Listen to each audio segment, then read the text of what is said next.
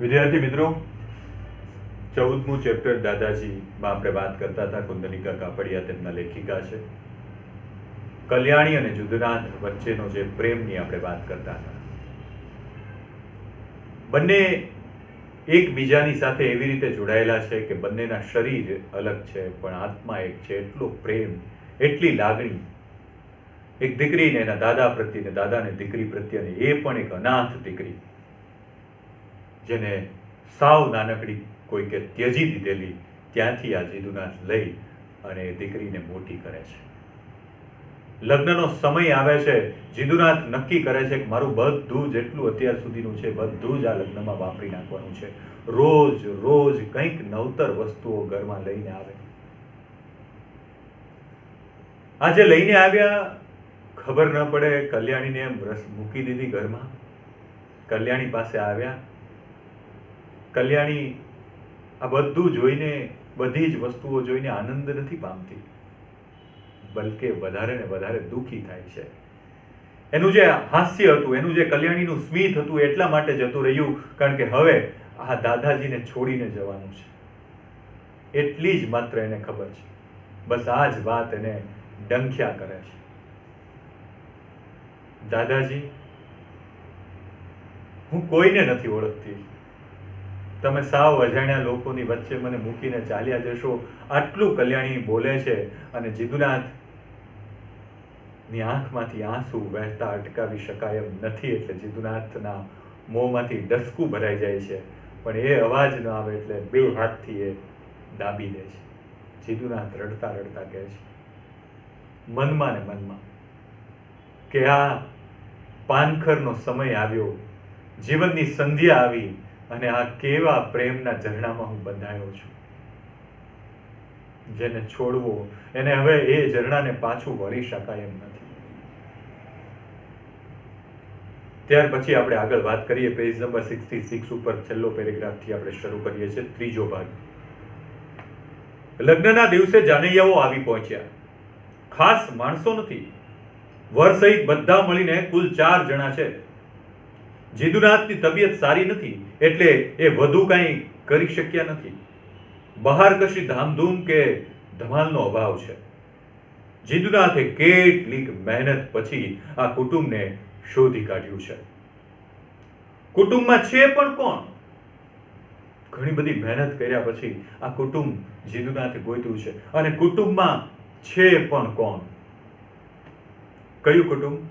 જે કુટુંબ ની સાથે દીકરી કલ્યાણીના લગ્ન થવાના છે. એમના જેવા જ તરછોડાયેલા છતાં ભદ્ર લોકો છે.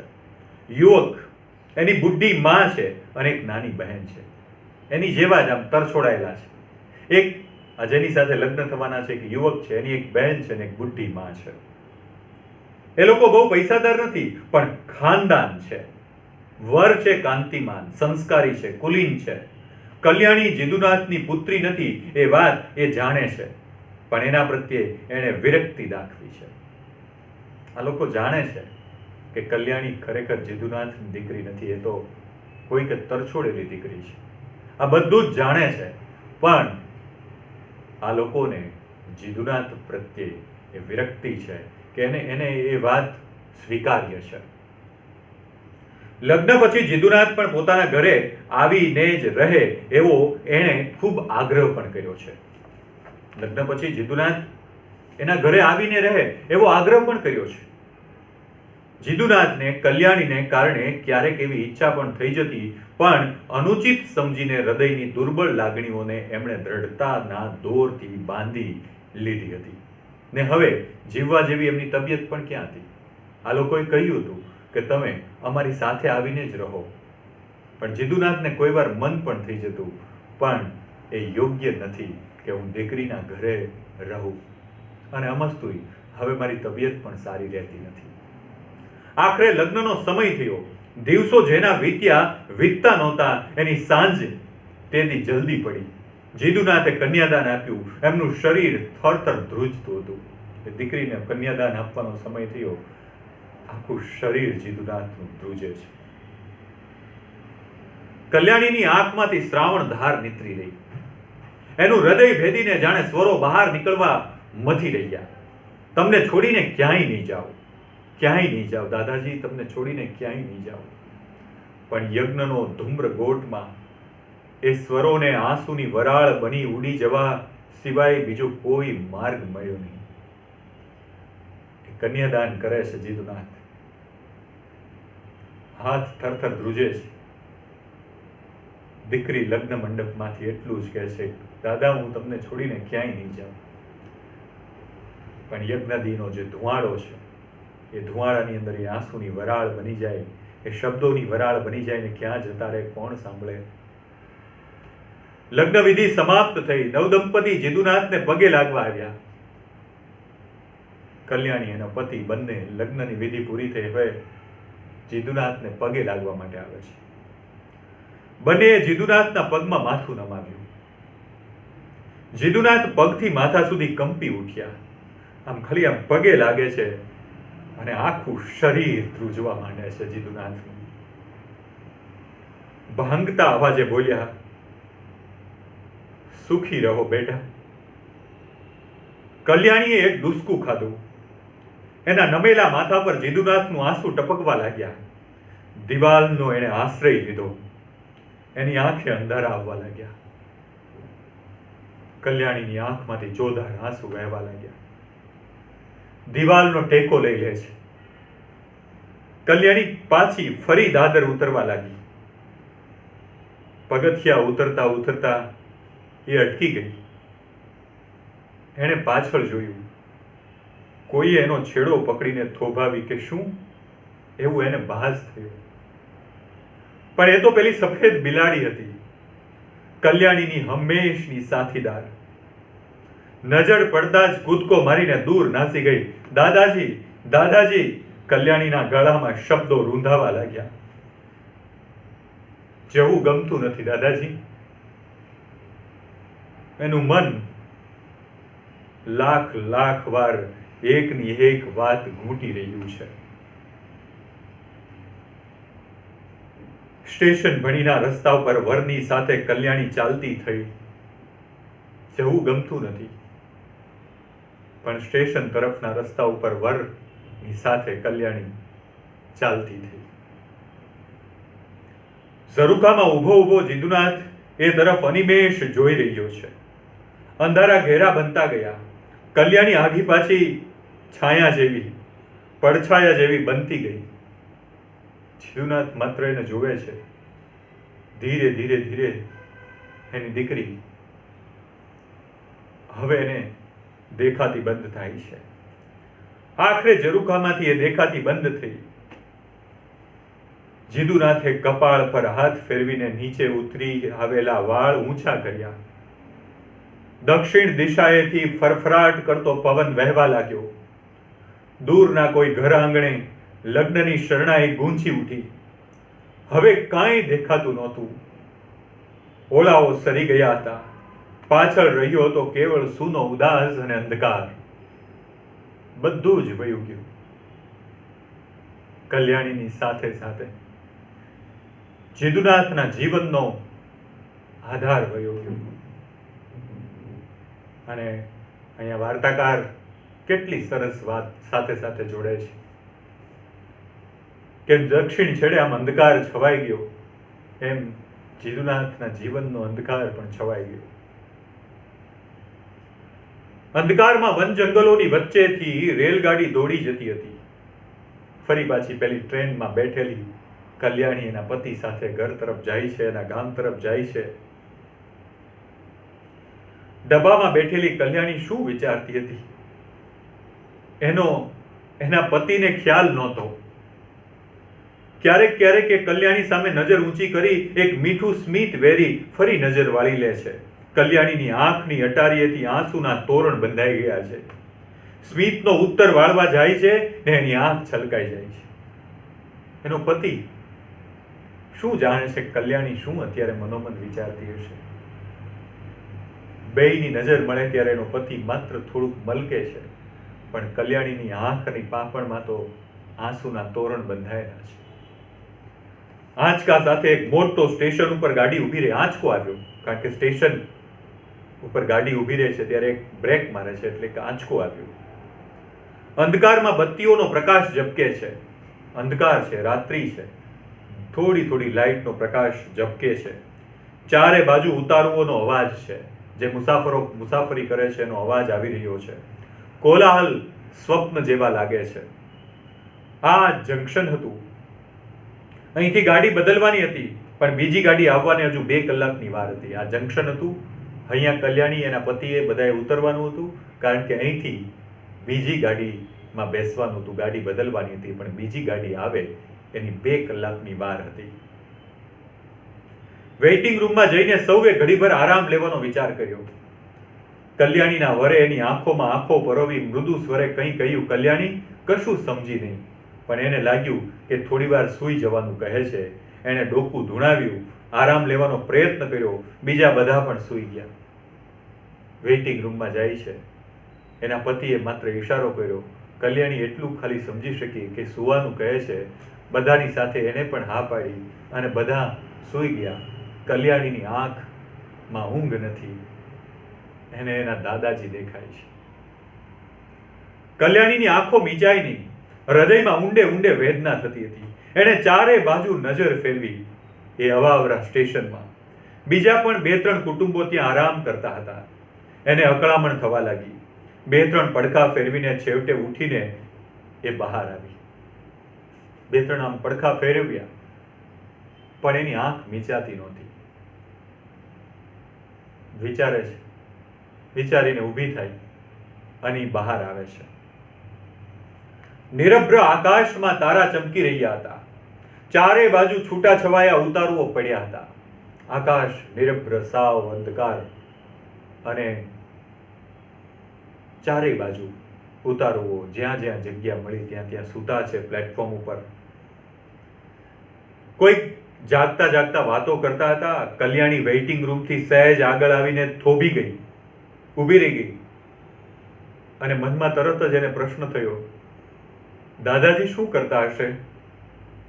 એના મનમાં પ્રશ્ન ઉઠ્યો, દાદાજીનું માથું દુખતું હશે? એના મનમાં બીજો વિચાર આવ્યો, રાત્રે એમને પાણી કોણ આપશે? કલ્યાણી રેલવે સ્ટેશન વેઇટિંગ રૂમની બહાર નીકળતાની સાથે જ એના મનમાં આ પ્રશ્નો ઊભા થાય છે કે દાદાજીને માથું દુખતું હશે તો એને દવા કોણ આપશે? એને પાણી કોણ આપશે? સામે થોડા રેકડીવાળા ઊભા હતા. એમાં એક બુઢ્ઢો હતો. દેહની ઉપર ચામડી સંકોચાઈ ગઈ હતી. સાવ વૃદ્ધ હતો. એની ચામડી છે એ સાવ સંકોડાઈ ગઈ હતી. રેલવે સ્ટેશન ઉપર આગળ એક રેકડી, એક લારીમાં એક બુઢ્ઢો માણસ. કલ્યાણીને એમ જ થયું, દાદાજી આવા જ લાગે છે. એણે મનમાં જ કહ્યું. વળી એને થયું, દાદાજી અત્યારે શું કરતા હશે? દાદાજી અત્યારે શું કરતા હશે? પોતાની સામે જોઈ રહેલી આ છોકરીને જોઈને બુઢ્ઢો રેકડીવાળો એની રેકડી લઈને એની આગળ આવ્યો. એને એમ થયું બુઢા માણસને કે આ છોકરીને કંઈક લેવું હશે, એમ કરીને લારી એની પાસે લઈને આવ્યા છે. ડોસો મુસલમાન લાગતો હતો. કોમળ અવાજે એણે કહ્યું, કાંઈ લેશે માં? કાંઈ લેવું છે માં? આ સફરજન સરસ છે. ને એણે 2 સુંદર સફરજન સામે ધર્યા. કલ્યાણી એની સામે જોતી ઊભી રહી ગઈ. આવો જ અવાજ એણે પહેલા ક્યાંક સાંભળ્યો છે. આ જ માયાળુ અવાજ, આવી જ કોમળ નજર, આ બરાબર દાદાજીનો જ અવાજ છે. કલ્યાણીને કાંઈ ન બોલતા શાંત ઊભેલી જોઈને ડોસો પાછો બોલ્યો, પસંદ ન પડ્યા? આ કેળા ખૂબ પાકા મધ જેવા ગયા છે. પણ કલ્યાણી હજુય કાંઈ બોલી નહીં. દાદાજી, એના મનમાં શબ્દો ઘૂંટાતા હતા. એટલામાં જ એણે સાંભળ્યું, ચાચાજી. હજી આમ વિચારે છે, દાદાજી એવું યાદ આવે છે. ત્યાં તો કલ્યાણીના કાનમાં એક અવાજ સંભળાણો, ચાચાજી. આશ્ચર્યની સાથે એ અવાજની દિશામાં કલ્યાણી જુએ છે તો એક નાની 8 વર્ષની મીઠી છોકરી ડોસા ભણી દોડતી આવી. 8 વર્ષની નાનકડી દીકરી ચાચાજી એમ કરીને પેલા ડોસાની પાસે દોડીને આવે છે. છોકરી એના કાલા સ્વરે બોલી. 8 વર્ષની છોકરી ડોસાએ ગોદમાં ઉઠાવી કહી, ક્યું બેટી મતલબ શું છે દીકરી? એણે એના માયાળુ અવાજે પૂછ્યું. છોકરી એના કાલા સ્વરે બોલ્યું, માને કહા चाचा जी को बुखार है, रात में फिरने से ज्यादा बढ़ जाएगा, उनको घर ले आ. क्यों चाचा, घर जाएंगे ना? डोसाए वालથી એના માથા ઉપર હાથ ફેરવતા કહ્યું, હા બેટી જરૂર જાएंगे. છોકરીએ તેનો હાથ પકડ્યો. ચાચાજી आपके हाथ खूब गरम लगते हैं. ડોસાએ એને નીચે ઉતારતા કહ્યું, હા બેટી ઠહર અભી આતા હું. ચાચાજી એમ નાનકડી દીકરી બોલાવે છે. કલ્યાણી એની તરફ નજર કરે છે તો એ દીકરી તરત જ આ ડોસા પાસે આવી. ચાચા ચલિए घर चलिए, माँ ने कहा है कि रात को आप काम करेंगे, बहुत बाहर ठंड है, आप बीमार पड़ जाएंगे. माँ ने कहा है कि आपको घर ले जाना है, आप घर आएंगे ने? हाँ चल बेटी એમ કરીને જાય છે. પછી એ ઠહર 1 મિનિટ એને ઊભી રાખે છે અને પવનની એક તીવ્ર લહેર આવી. ડોસાનું તાવવાળું શરીર કંપી ઉઠ્યું. કલ્યાણી દુઃખથી વિચલિત બની ગઈ. ઈ 1 મિનિટ ઊભી રહે કારણ કે પેલી છોકરીએ હાથ પકડ્યો તો એમ કહે છે, દાદાજી આપકા શરીર તો બહુ ગરમ હૈ, ઠહર બેટી. અને એક એવો પવનની લહેર આવી. દાદાજી ધ્રુજી ઉઠ્યા. એ દાદાજી મતલબ પેલો ડોસો એ ધ્રુજી ઉઠ્યા. કલ્યાણી દુઃખથી વિચલિત બની ગઈ. ચિત્કાર કરીને બોલી, દાદાજી તમે પણ માંદા છો. ડોસો આ સાંભળીને આશ્ચર્યથી એની સામે જોઈ રહ્યો. પેલો ડોસો તો એની સામે કલ્યાણીની સામે જોઈ રહ્યો. કલ્યાણીના ચહેરા ઉપર ગાઢ વેદના જોઈને દુઃખ પામ્યો હોય એમ કંઈક બોલવા જતો હતો. એટલામાં જ બીજી બાજુથી એકદમ કોલાહલ સાંભળવા લાગ્યો. થોડા ઉતારુઓ બેઠા થઈ ગયા. કેટલાક સામાન એકઠો કરવા લાગ્યા. બીજી બાજુ ગાડી આવી રહી હતી. હજી આ દાદા પેલો જે ગુડ્ઢો માણસ આને કલ્યાણીને કાંઈ કહે પહેલા તો કોલાહલ ચાલુ થઈ ગયો. રેલવે પ્લેટફોર્મ ઉપર ગાડી આવી ગઈ અને બધા જ ગાડીમાં જવા માટે તૈયાર થઈ ગયા. કલ્યાણી આ બધું જોઈ રહી. દૂરથી ગાડી ઘસી આવી રહી હતી. ગાડી કઈ બાજુ જશે એણે પહેલા ડોસાને પૂછ્યું તો એણે કહ્યું કે બાદલપુર. અહીંયા કલ્યાણીને જ્યાં જવાનું છે એ ટ્રેન નથી આવી. કલ્યાણી જ્યાંથી આવી છે એ બાજુ એ ટ્રેન જઈ રહી છે. કલ્યાણીને એને કંઈ ખબર નથી. ખાલી એટલી જ પૂછ્યું કે આ ટ્રેન ક્યાં જશે તો કે બાદલપુર જશે. પોતાના જ ગામ ભણી ગાડી જઈ રહી હતી. દાદાજીને કોણ પથારી પાથરી આપશે? વળી એનું મન બોલ્યું. ગાડી આવી પહોંચી. સ્ટેશન પર ચારે બાજુ પાછો અવાજ કોલાહલ વ્યાપી ગયો. ધક્કા મૂકી કરતા ઉતારુઓ ચડતા હતા. પેલો ડોસો ઊભો થઈ રેકડી આગળ જવાનું કરતો હતો. એટલામાં તો એ અટક્યો. એણે પાછળ જોયું. પેલી છોકરી એના પેરણની ચાળ પકડીને બોલતી હતી, નહીં ચાચાજી ઘર ચલો, માને કહા હૈ, બુખાર बढ़ जाएगा, ચલો ના ચાચાજી. કલ્યાણીનું મન હાહાકાર થઈ ગયું. કલ્યાણીનું મન હાહાકાર ઉઠ્યું. એની નજર સમક્ષ જીદુનાથનો જીર્ણ થઈ ગયેલો દેહ દેખાવા લાગ્યો. એણે થયું, દાદાજી સૂતા સૂતા પોતાની પાસે પાણી માંગી રહ્યા છે. ક્ષીણ કંઠે આવતો એ અવાજ એના કાન પર પડે છે. કલ્યાણી બેટા પાણી આપશે? એ વિહવળ બની ગઈ. પેલી છોકરી હજુય ડોસાને ખેંચી રહી હતી. ઘર ચલીએ ચાચાજી, આપકે હાથ ખૂબ ગરમ હોતે જા રહે હૈ. સામે ટ્રેન ઊભી હતી. કલ્યાણી હવે થોભી શકી નહીં. આ ગાડી બાદલપુર જાય છે. ડોસાનું વાક્ય એને યાદ આવ્યું. પાગલની જેમ એ દોડતી ગઈને ગાડીનું બારણું ઉઘાડીને એમાં ચડી ગઈ.